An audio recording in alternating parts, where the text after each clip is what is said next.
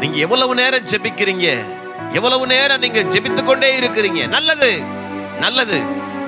2 மணி நேரம் 3 மணி நேரம் நீங்கள் ஜெபிக்கிறது நல்லது.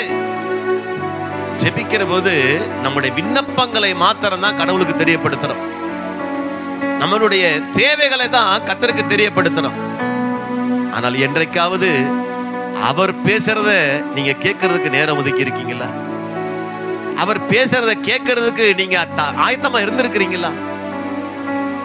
நீங்க தான் பேசிக்கிட்டே இருக்கீங்க, நீங்க தான் ஆண்டவர்கிட்ட பேசிக்கிட்டே இருக்கிறீங்க, ஜெபம் பண்ணிக்கிட்டே இருக்கிறீங்க.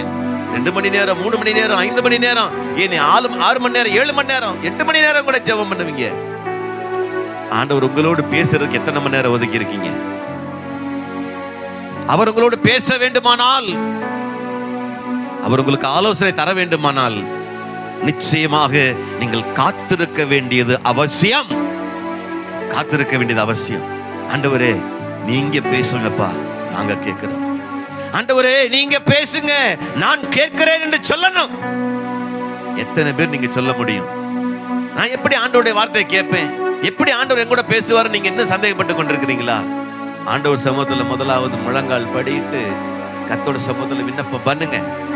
ஆண்டவரே நீங்க என்னோட பேசணும், எப்படியா என் கூட பேசணும் நீங்க கேளுங்க. நிச்சயமா உங்களோட பேசுவார், எப்படி வேண்டுமானாலும் பேசுவார். கர்த்தருடைய வார்த்தையிலிருந்து உங்களோடு பேசுவார். பரிசுத்த வேதத்திலிருந்து எடுத்துக்காட்டுகளை சொல்லி உங்களோடு பேசுவார். உங்களுக்கு முன்பாக இருக்கிற ஊழியக்காரர்களை கொண்டு பேசுவார். உங்களுக்கு முன்பாக இருக்கிற தீர்க்கதரிசிகளை கொண்டு பேசுவார். வெளிப்பாடுகளின் தரிசனங்களை கொடுத்து உங்களோடு பேசுவார். தீர்க்க தரிசனங்களை அற்பமா என்ன வேண்டாம் என்ற விதத்தில் சொல்லப்பட்டிருக்கிறது. தீர்க்க தரிசனங்கள் மூலமாக கர்த்தர் பேசுவார்.